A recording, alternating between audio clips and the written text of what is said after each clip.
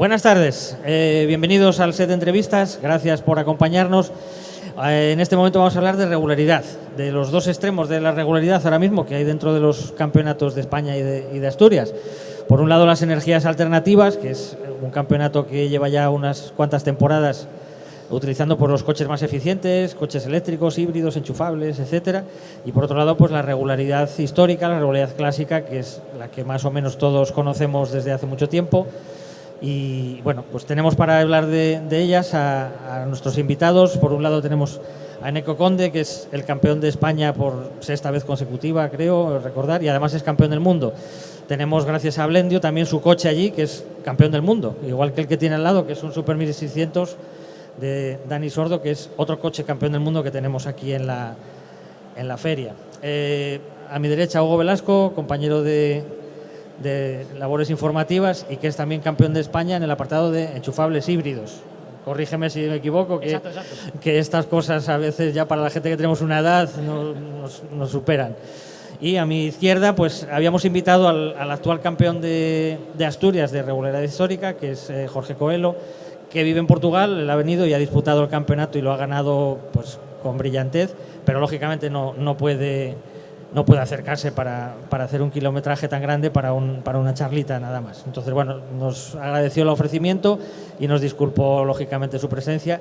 Y tenemos en su lugar pues a los subcampeones de esta disputadísima categoría histórica de Asturias, y tenemos a Nacho Madrera y a Manuel Rendueles. Y para todos ellos os pido un aplauso y empezamos la charla con ellos. Bueno, Neco, empezamos por un poco el extremo contrario. Este año otro campeonato más a sumar, aparte del Mundial, y quizás un poco más apretado que otros años. Bueno, este año ha supuesto mi vuelta a los eléctricos, porque yo llevaba 2 temporadas haciendo híbrido enchufable, lo que este año ganó Hugo.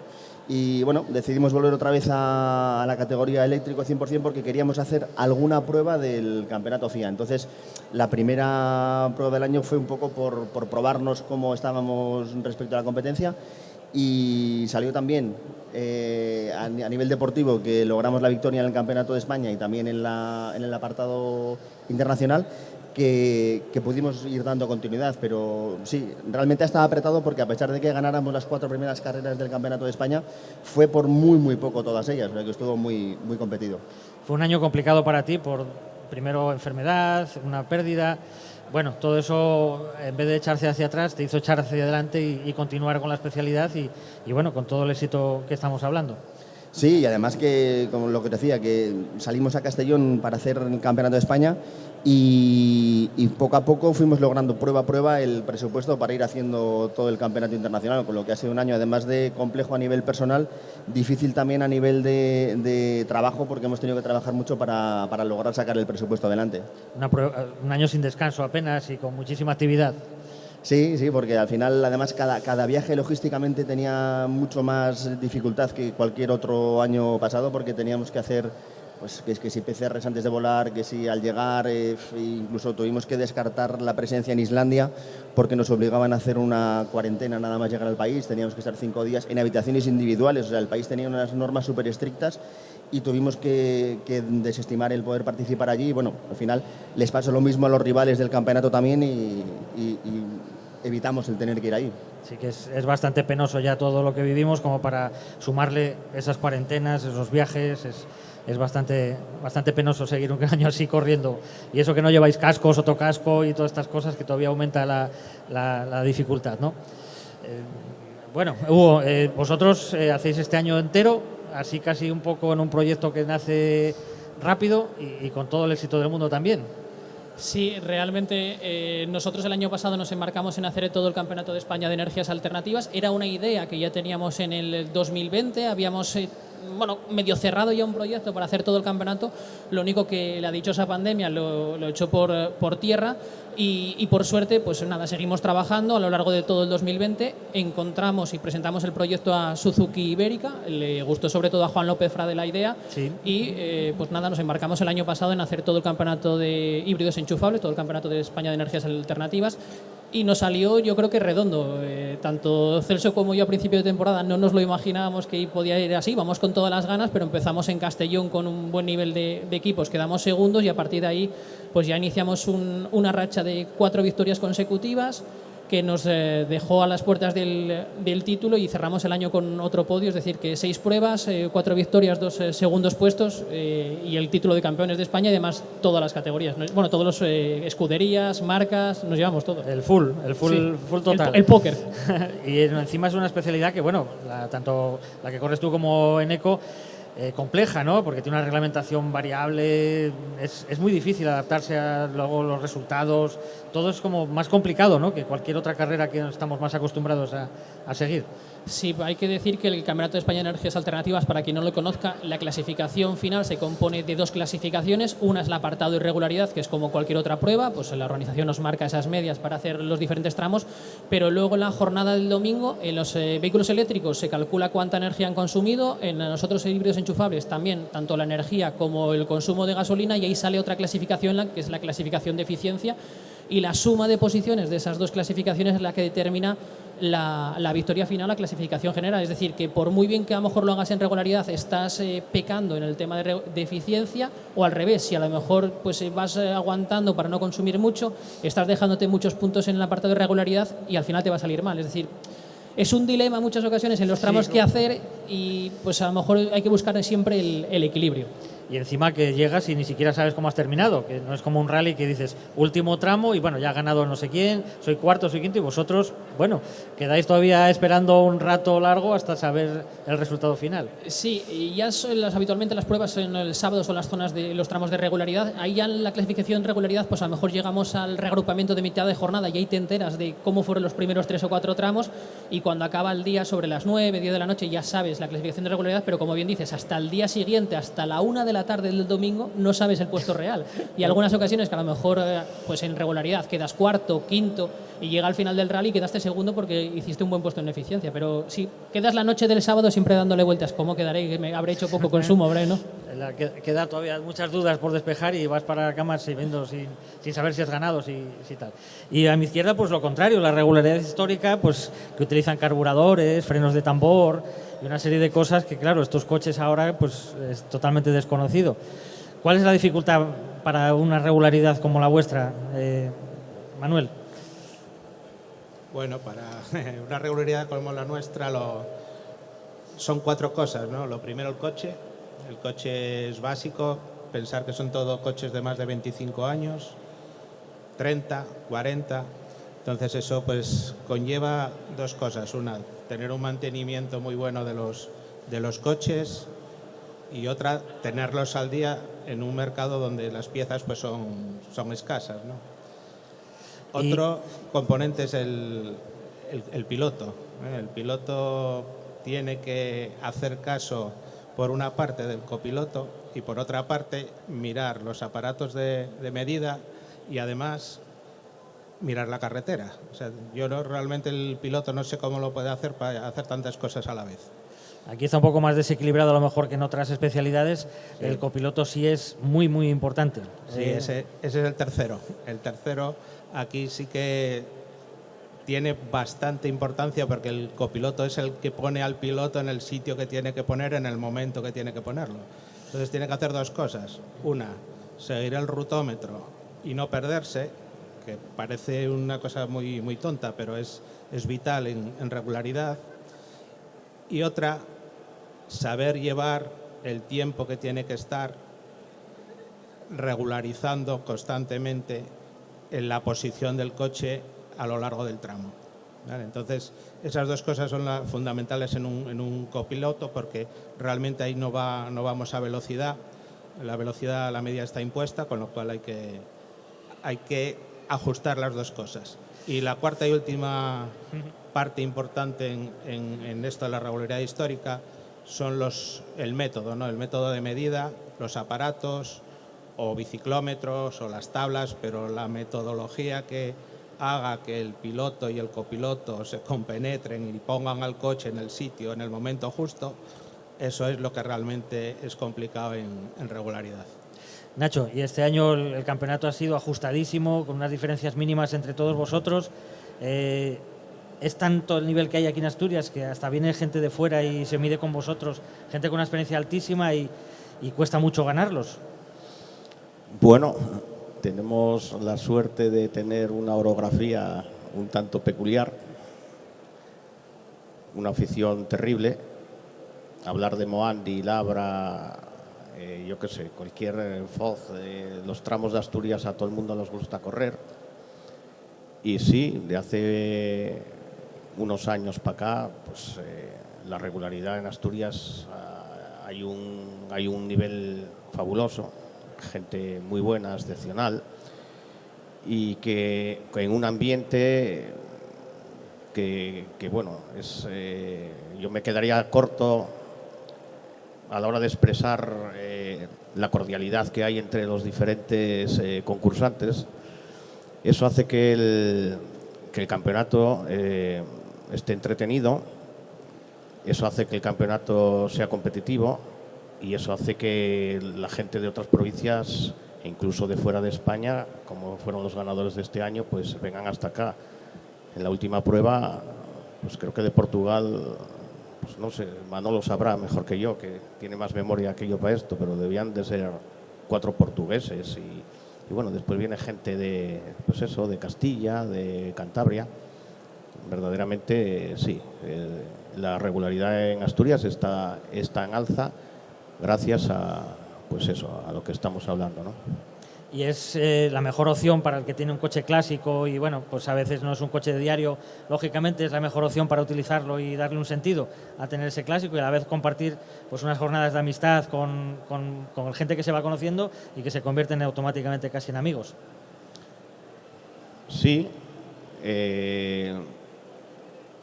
hay que señalar que la regularidad es una especialidad que a mí me sorprendió gratamente cuando llegué a ella hace 3 años. Yo venía de la velocidad, que me siga un poquitín, bueno, pues yo venía de los rallies, de la montaña, de los rallies de tierra, del autocross. Llevo desde el año 85 participando en velocidad y cuando yo llego a la regularidad, pues me sorprende porque no es lo que yo esperaba. Yo creí que esto era, bueno, pues otra historia, ¿no? No voy a decir el qué, pero bueno, los que nos solíamos llamar carreristas veíamos esta especialidad como algo, no sé, no me atrevo a decir un adjetivo por sí, no para otro tipo de ofender. Personas pues más tranquilas, bueno, con otros objetivos, ¿no? Y fuera de, y completamente equivocado. Es una especialidad, ya digo, tremendamente competitiva, que disfrutas un montón, muchísimo. Yo hasta el punto que en las últimas temporadas he cambiado rallies de velocidad emblemáticos por hacer pruebas de regularidad, no me duele prenda decirlo, y voy a seguir haciéndolo. Y que nadie piense que es coger un coche clásico y salir el fin de semana a dar una vuelta, que también, hay gente que lo hace dignamente, lo pasa bien, pero hay que ir más allá. Es una especialidad que engancha, que yo animo a la gente a que se involucre en ella, que puedes tener un coche clásico que a todos nos gusta, pues oye, lo que hemos conocido, estos vehículos de hace 25, 30, 40 años, ponerlos en la carretera y además de disfrutar de ellos, oye, pues competir con ellos también, ¿no? Eso es, Eneco, tú vienes de la regularidad también histórica, ya has empezado hace años por ahí y la velocidad no es el kit de la cuestión, es la competitividad y la igualdad. Es el mayor divertimento que puedes tener en una carrera de este tipo. Sí, yo estaba ahora con los dientes largos escuchando a los compañeros porque hace tiempo que no puedo participar en históricos porque al final el calendario tiene unos fines de semana para competir y el resto se los tratas de devolver a la familia, ¿no? Por no estar siempre liado. Y tengo muchísimas ganas de volver a montar en el clásico. Además aquí en Asturias, que lo que decíamos, a mí por ejemplo venir a correr a Llanes o venir a correr a Asturias es una orografía que es súper placentera para los equipos, para el piloto porque es muy de manos y para el copiloto porque hay muchísima navegación y no te vas a aburrir en ningún momento. Entonces sí que es cierto que todos, yo creo que los que participamos en otras disciplinas relacionadas con la regularidad, como energías alternativas y así, normalmente hemos pasado por hacer regularidad histórica también. Dicen los entendidos que el coche que lleváis vosotros y junto con el Hyundai, bueno, hay versiones de todo, que es el más competitivo, que es el mejor. Aún así, bueno, ¿es tal como se piensa, como dice la gente, o no? Realmente los coches luego, a la hora de la competición, están mucho más igualados de lo que parece. Bueno, a ver, a nivel de características técnicas, es cierto que puede haber ventajas y desventajas unos vehículos respecto a otros. El reglamento del Campeonato de España no es el mismo del Campeonato Internacional, y luego, además de eso, durante la temporada vemos que a igualdad de coches hay unos resultados muy dispares. Ya no en regularidad, que puedes hacerlo mejor o peor, porque ahí vas a tener la experiencia, el factor suerte también, ¿no? El hacer pruebas a carretera abierta también, no podemos olvidarnos de eso, que el factor suerte influye. Puedes llevar muy preparado el coche, puedes llevar muy preparada la labor del piloto y la del copiloto, pero luego dependes muchísimo de un factor externo que no tienes nada que hacer, que es no encontrarte con vacas, no encontrarte con un tractor, no encontrarte con un camión de leche. Gente cabreada. Por ejemplo, bueno, entonces al final, bueno, normalmente yo creo que la gente cabreada se los encuentran de mitad de grupo para atrás, ¿no? Yo creo que les cabreamos. Sí, los primeros no suelen quejarse. Intentamos librar. Los primeros dicen, unos coches con pegatinas, bueno, no pasa nada. Oye, ya el quinto, el sexto, el octavo, aunque no hagáis ni ruido vosotros, porque todavía la regularidad histórica, algo de ruido hacen y tal, pero vosotros pasáis de puntillas, y aún así molestan a los dueños de los pueblos, porque se creen que son dueños de los pueblos, de la carretera, del dueños puente, de los pueblos, tú lo has dicho, que se creen dueños de los pueblos, ¿no? Es así. Entonces, bueno, este año vas a intentar seguir algo por el Campeonato FIA, o bueno, nos tenemos que ceñir a España. No, a ver, en principio hemos pasado esta parte desde noviembre hasta ahora cambiando de plan, yo creo que 6 o 7 veces. O sea, vamos a hacer el Campeonato de España solo y algo internacional. No, venga, vamos a hacer todo el campeonato entero otra vez. No, hemos ido cambiando y bueno, al final tenemos una serie de patrocinadores para hacer Campeonato de España y otros, sobre todo a nivel institucional, que lo que nos piden es hacer FIA. Entonces, yo creo que parte otra vez todo con la intención de repetir el campeonato internacional. Bueno, ojalá y lo puedas conseguir. Hugo, hablamos del copiloto en regularidad, el copiloto en energías alternativas también tiene mucho trabajo. Es más, yo creo que, no sé dónde leí en algún sitio, que tú no querías ser copiloto para nada, y piloto sí, copiloto Celso, y dejarle ahí la papeleta gorda, ¿no? Así es, cuando hicimos la primera prueba, que fue en Llanes 2019, estamos decidiendo, pues bueno, a ver quién lleva el volante, quién lleva los aparatos. Y dije, no, déjate yo el volante, no me quiero preocupar de nada. Y yo creo que acertamos, porque a lo largo de este año Celso lo ha hecho perfectamente, y lo que decía antes Nacho, si importante es la labor de un copiloto en muchas pruebas automovilísticas, en regularidad yo creo que es más del 50%.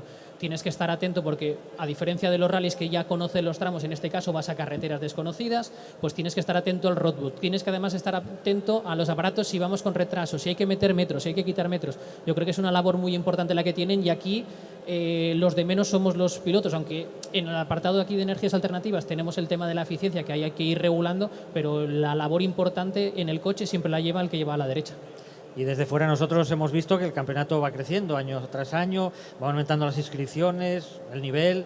¿Es así como lo habéis visto vosotros también dentro? Sí, sí que estamos viendo que en algunas pruebas todavía, pues bueno, el nivel de inscripción está como en las temporadas anteriores. Nico lo podrá conocer, pero sí que, por ejemplo, tuvimos citas como Bilbao, que creo que eran 60.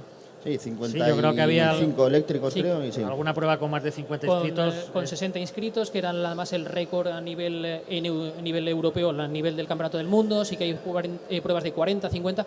Sí que es cierto que es un campeonato que todavía es muy joven. Va en la 7ª edición, me parece que es del certamen, y además se van involucrando poco a poco las marcas. Es un campeonato que permite que cualquier persona pueda competir. Es la única disciplina automovilística a nivel nacional que tú coges el coche, sales del concesionario y puedes participar. No necesita ningún tipo de preparación. Y hemos visto también como a lo largo del año incluso gente con sus propios vehículos en los que utilizan el día a día participaban en pruebas del Campeonato de Energías Alternativas. A probar, a ver cómo es la experiencia y darle también un sentido a su coche, a ver cómo puede dar de sí, ¿no? Hasta tal. Sí, también te sirve para medirte con otros vehículos, lo que comentabas antes de que si entre mismos modelos de la misma marca o diferentes, pues oye, siempre te sirve y te ayuda a conocer, porque es conducir de otra manera diferente. El buscar la eficiencia no es el conducir habitualmente, el ir midiendo, ir pensando en lo que tienes que hacer metros más adelante. Es una cosa muy importante que yo creo que esa gente que a lo mejor se anima a participar con su propio coche, pues conoce o va a ir aprendiendo a ver de una manera diferente la conducción, el día a día. ¿Y planes para este año, más o menos también, repetir? Sí, la intención que tenemos es repetir otra vez dentro del Campeonato de España la categoría de híbridos enchufables, seguir junto a Suzuki Ibérica y con el Suzuki Cross, intentar defender el título y bueno, intentar por lo menos, como se dice, igualar o mejorar lo del año pasado. A ver si también tenéis suerte. Bueno, Manuel, vosotros básicamente corréis aquí en Asturias, lleváis muchos años ya corriendo por toda la región y lo que hablábamos antes de los tramos, ya casi lo sabéis de memoria, ¿no? Hablábamos antes de empezar Nacho y yo de que quizás había que darle un giro al campeonato porque los que lo seguís habitualmente pues pasáis muchas veces por los mismos tramos durante el año, ¿no? Y hay un factor que no se desarrolla tanto como es la navegación. Sí, nosotros comenzamos en 2018-2019 en Cantabria, porque aquí había muy pocas pruebas. Y en Cantabria pues había una ventaja muy grande, y es que no conocíamos nada de la carretera, con lo cual era navegación pura. Después en Asturias, cuando ya ha habido más pruebas, que ha sido prácticamente el año pasado y este año con el desafío clásico Asturias, el campeonato de regularidad clásica de Asturias que hubo en 2021, hemos visto que bueno, los que llevamos ya muchos años, aunque menos participando, pero muchos en los rallies, pues los tramos pues son tramos ya conocidos, muy conocidos, que los sabemos de memoria. Entonces, realmente ahí perdemos bastante el tema de la navegación. Yo creo que se debería buscar un poco más en Asturias, en las organizaciones, separar un poco los tramos, aunque haya que hacer algún enlace un poco más largo, pero buscar algún tipo de cambios en tramos, ¿no? Y por eso también nos estamos planteando también, pues porque esto es una actividad que necesita mucha práctica. Entonces el tema de la navegación lo vamos a practicar pues en Asturias difícil, pero fuera, ¿eh? Por eso planteamos salir de Asturias en algunos rallies para practicar sobre todo el tema de navegación, que es muy, muy importante. Y hablando de otros de los factores de las carreras de regularidad, aparte de la vaca y del señor cabreado del pueblo, está también, pues bueno, un poco el tipo de coche que lleváis, ¿no? Si se hablaba también de subir los años para que los coches no fueran tan modernos, que se fueran, digamos, frenando los coches más modernos. Vosotros, Nacho, yo creo que es un poco lo que hablábamos también antes, ¿no? Que los coches debería haber más clásicos de verdad, más antiguos. Bien, se parte de la premisa, a mi manera o a mi entender, equivocada, mi opinión, de incluir coches, de poner el listón en los 25 años. El problema es que cada año que pasa, a esos 25 años van entrando modelos cada vez más nuevos, lógicamente. Entonces yo creo que se debería de plantear discriminar los modelos a partir de un año, porque ya hay coches de hace 25 años, ya con unos niveles de todo tipo de motor, de medición, de los propios velocímetros, de todo, ¿no? Bueno, pues coches con 25 años que son muy similares a coches de 8 o 10 años. Entonces yo creo que ahí se debería de poner un poquitín, de fijar. Un poco como pasa en el Campeonato de España de históricos, ¿no? Sí, decir, exactamente, bueno, de poner una raya, decir, oye, pues a partir del año, no sé, el que sea, 92, 90, 93, es decir, de aquí para atrás, lo que queráis. Pero claro, es que llega un momento que ya hay verdaderos coches que vamos, de clásicos ya tienen, a mi entender, poco. Entonces, sí, tienen ayudas a la conducción, desde un ABS hasta incluso control de velocidad incorporado. Y no se trata de discriminar a nadie, se trata de hacer honor al nombre, ¿no? Que sean coches clásicos. Entonces, bueno, un poquitín esa es la idea, ¿no? Bueno. ¿Y qué más añadiríamos de estas temporadas tan largas, ¿no? Porque para vosotros, Emanuel, se os hacen muy largas las temporadas de tantas carreras tan alejadas. Bueno, este año se plantean 13 carreras en el campeonato, más algunos rallies que hay en Asturias que son, digamos, de fuera de campeonato, pero por ejemplo los que organiza la escudería GES aquí en Gijón, que son rallies muy, muy buenos. Entonces, bueno, te pones en 15 carreras en Asturias, que son muchas, ¿eh? No es una especialidad especialmente cara, no es cara, es la más barata que hay, pero aún así cuando juntas carreras... Sí, es un presupuesto también. Es un presupuesto, es dinero, porque además hay que poner ruedas, hay que poner gasolina, que estos coches consumen bastante, no son como los de Neco o Hugo. Entonces, bueno, estos coches beben mucho. Entonces, pues sí, son muchas carreras. Yo creo que habría que discriminar también un poco o poner que sean no tantas puntuables, que pudiesen descartarse algún resultado más, bueno, para hacer un poco el campeonato más abierto. Y otra de las charlas y de las conversaciones que se tienen siempre en este tipo de rallies es el de las medias, ¿no? Que a veces las medias son un poquito agresivas, un poco fuera de tal, otras veces que son demasiado lentas. ¿Cómo lo valoras tú en este campeonato, Nacho? Vamos a ver, el tema de las medias, a mí me gustan los rallies que yo llamo picantes, ¿no? Que sean un poquitín alegres. Pones una media baja y te puedes aburrir. Entonces hay que buscar un equilibrio, y yo creo que ese equilibrio lo da la navegación. Cuando estás harto de pasar por el mismo tramo, como por ejemplo este año, que hubo rallies, que hubo pruebas que hemos pasado por la misma prueba en 4 rallies diferentes. O sea, pierde un poquitín la esencia de lo que es un rally de regularidad. Entonces yo creo que los organizadores van a tener que empezar a darse cuenta que no es tanto bajar la media para eliminar los posibles peligros que pueda originar una prueba de estas características teniendo la carretera abierta, con la inclusión de rutas que sean más dadas a la navegación, porque es que ya se me dieron casos de haber hecho una prueba en un rally de regularidad y la semana anterior haber pasado en velocidad por la misma prueba. Entonces llega un momento que a mí no me aporta nada hacer Labra, o como digo, Moandi. Sí, hay varios ejemplos, sí.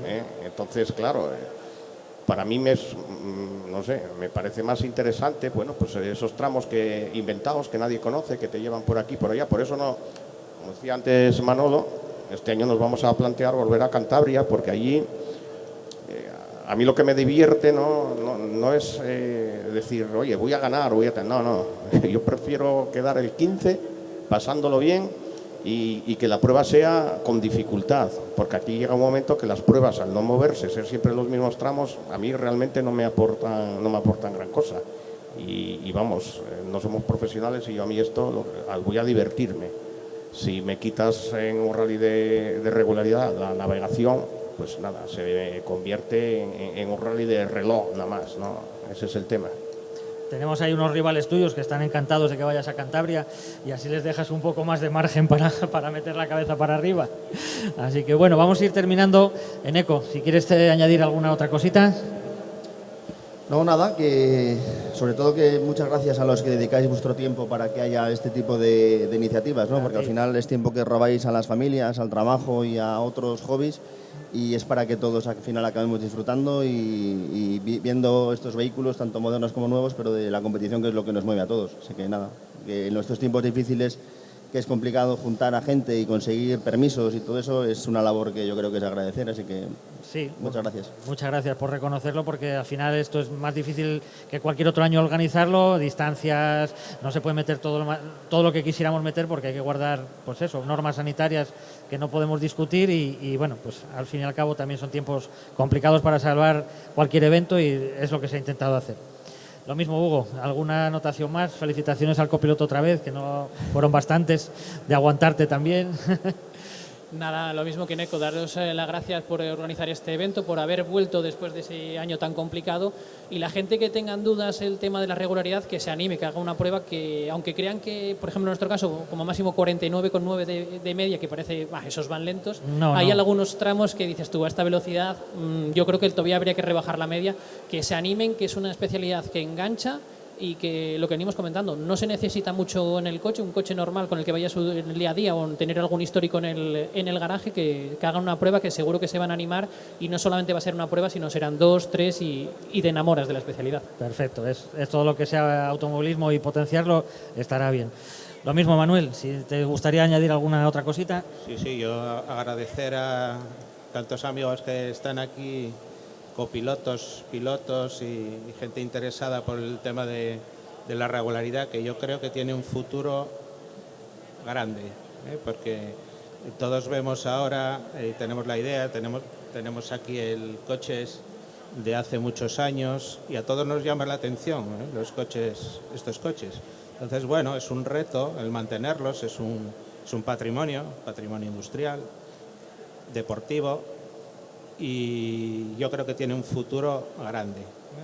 Como todo en la vida, hay que regular ciertas cosas, hay que minimizar riesgos, hay que matizar cosas, pero el tema de cuántos años puede considerar un coche clásico, porque claro, el mundo del automóvil se ha ido moviendo y claro, un clásico hace 50 años era un coche de los años 30, pero ahora un clásico en el 2022 es un coche de casi el año 2000, ¿vale? Entonces eso hay que matizarlo bien, pero desde luego es un campo de mucho futuro, y yo invito a todo el mundo que le guste que se acerque a él.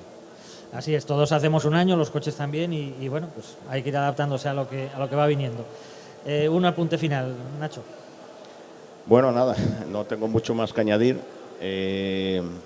Como decía antes Hugo, animar a la gente, que tengáis claro que la regularidad no es una especialidad menor, para nada, es una especialidad más del automovilismo, como otras muchas que hay, y animar a la gente que bueno, pues que si quiere entrar a competir, pues es algo que te permite, pues a un coste más o menos contenido, pues bueno, acceder a ello.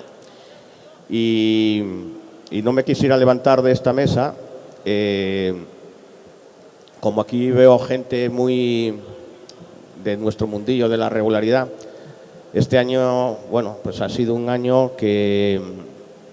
difícil, en el sentido que me gustaría recordar a un referente que no está con nosotros, un referente de la regularidad, que dentro de unos días pues le vamos a hacer un homenaje en Ribadesella.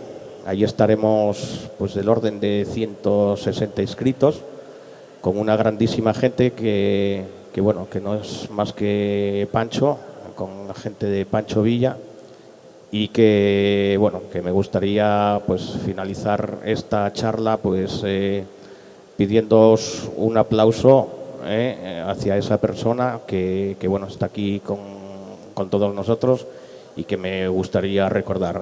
Nada más, parto del aplauso y gracias. Así es, Nacho.